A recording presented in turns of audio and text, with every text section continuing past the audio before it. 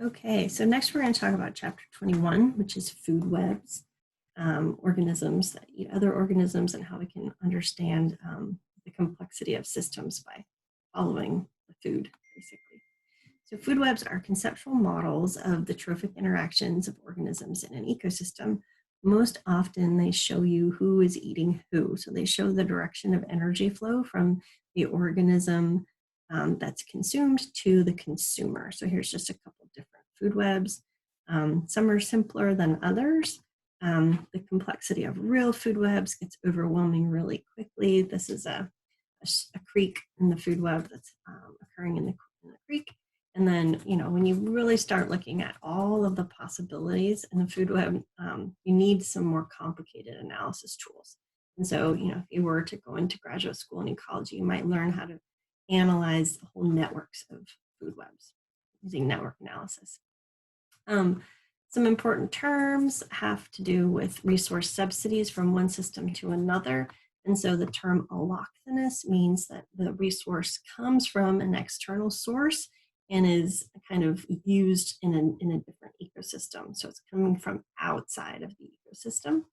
And a good example of an allochthonous resource is like leaf litter from the forest that falls into a stream. That would be considered an allochthonous resource.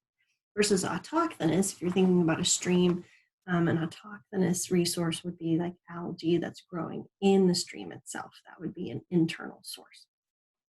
And there's a lot of really cool ways to explore these subsidies between ecosystems and cross ecosystem boundaries.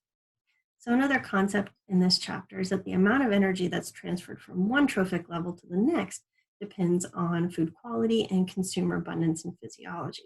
So the second law of thermodynamics basically helps us understand that energy is lost at each trophic level. And it's a significant amount of energy. So only about 10% of the energy from one trophic level gets transferred to the next level. And this is why you can have so many plants in an ecosystem and they might only support, one cougar every few square miles. So the top predators are generally a very small proportion of the biomass.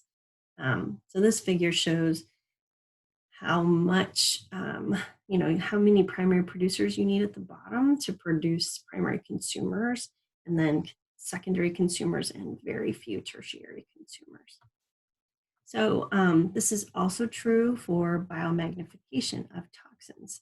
So if you have toxins kind of diffused in, across the landscape and making their way into plants, organisms that eat those plants can accumulate those toxins. And depending on how high an organism is eating on the food chain, they might be accumulating significant amounts of toxins. So the book provided an example of some Inuit people that have very high concentrations of persistent organic compounds in their blood due to eating at the top of the food chain. So top predators are often, damaged by these high toxin loads, things like tuna, which is why we're not supposed to eat a lot of tuna ourselves, because they biomagnify toxins like mercury. All right, so DDT is a toxin that has biomagnification properties, and exposure to DDT, which was used for mosquito control, resulted in egg failures of many top bird predators. So this was the topic of a book by Rachel Carson called Silent Spring. These are just some images from kind of propaganda from the DDT times. The DDT is good for me, and protect your children against disease-carrying insects. Use Trim's DDT children's room wallpaper. So they actually infused wallpaper with DDT and encouraged you to hang it in your nursery. The egg failures in many top predators led to some severe population declines, but many of those bird populations have since rebounded, and we see a lot more predators now than we did when I was a kid. Evergreen students in 1974 and 75 were actually at the forefront of this DDT research with two faculty members, Steve Herman, who passed away this year, and Mike Bug, and they were part of this 3-year program that was studying DDT and published some papers on it. Here's some pictures of kids running behind the DDT truck. It was kind of, cool, foggy liquid. And then some pictures of the kinds of damage that birds and bird eggs were seeing because of DDT. Here's a picture from the New York Times on the front page. Silent spring is now a noisy summer. Rachel Carson stirs conflict. Producers are crying foul. Pesticide industry up in arms over a new book. So her book was definitely not well received by the agricultural industry, and it was a big fight to try to get controls on DDT. Luckily, we have them now in the United States, although we do not have them worldwide. So DDT is still used quite a lot in other countries.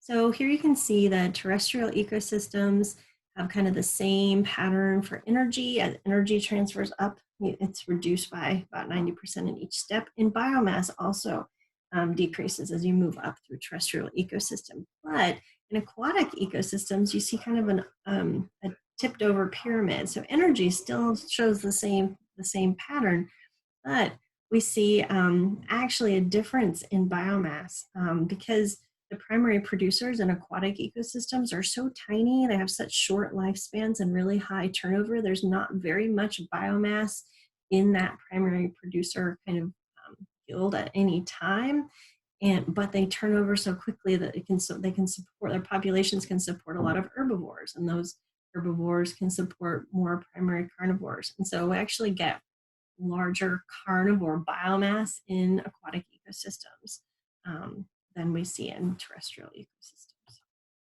So some of this has to do with trophic efficiency. So if you have net primary production coming in, a lot of that is not consumed. So most plant material is not consumed and becomes detritus, and then feeds the kind of the brown food web. Some of it is consumed. A good chunk of that is consumed is excreted as waste. Some of it's assimilated into those secondary consumer bodies, and then even that, some of it's respired. And so you can see a very tiny little bit of the net primary production makes it into secondary production. And this is kind of an interesting tie-in to some things we were studying earlier, looking at how ecosystem area, as you increase the area, you see an increase in species richness. In this case, you also see an increase in the number of trophic levels. And so kind of trophic complexity can increase as the area that you're studying gets larger. All right, so this is something that maybe some of you have already heard before, but the changes in abundances of organisms at one trophic level can influence energy flow at multiple trophic levels. And so we're going to talk real briefly about what bottom-up changes can do and how top-down influences can also influence trophic levels. So bottom-up is increasing the amount of green stuff in the system. Top-down is increasing the number of predators in the system. So if you increase the number of primary producers from the bottom, you get what's called propagation. You can have more primary producers, you can support more primary consumers, more secondary consumers, and more tertiary consumers. So that change propagates all the way up through the trophic levels. If you, on the other hand, increase the number of tertiary consumers or top predators, then we get this flip-flopping pattern. If you increase predators, then you're going to decrease their prey. And if you decrease their prey, you're going to increase the things that the prey eat. And then if you increase those, you're going to decrease primary producers. And so this kind of flip-flopping is called a trophic cascade, which is a very different effect on the ecosystem. So here's an example of a trophic cascade involving wolves in Yellowstone. So when you added wolves to Yellowstone, then all of a sudden you could decrease the number of coyotes, elk, and mule deer. And then that released the herbivory pressure on things like aspen, cottonwoods, and willows. And so before and after wolves, you see a very different ecosystem. On the left here, you can see an ecosystem with no wolves, and you have elk and deer right down near the water, and you have almost no riparian vegetation. And when you add wolves into the system, they scare the elk away from the stream sides, and you get this nice lush riparian vegetation and a much richer overall community. So this is one of the influences of top predators. This was done more close to home here in Olympic National Park, and they actually took it even further. So they said, when you have wolves in a system, you decrease the number of elk, and then that increases the woody recruitment along rivers and changes the dynamics of channel development in rivers. So you get less erosion, altered channel morphology. So that was kind of an interesting paper. Takes it another step. And so again, removing a top predator sometimes can be the removal of a keystone species. So in this case, if you remove sea stars, then you see a total drop in species richness in the community as a whole. And this is because of an indirect effect. So sea stars are negatively, they're eating the mussels, and the mussels target other species. And so because of this effect, without sea stars, you get a proliferation of mussels, and mussels, well, they kind of muscle everybody else out of the way, and they reduce overall species richness in the tide pool. Okay, so that's those 2 chapters, and yep, we'll be back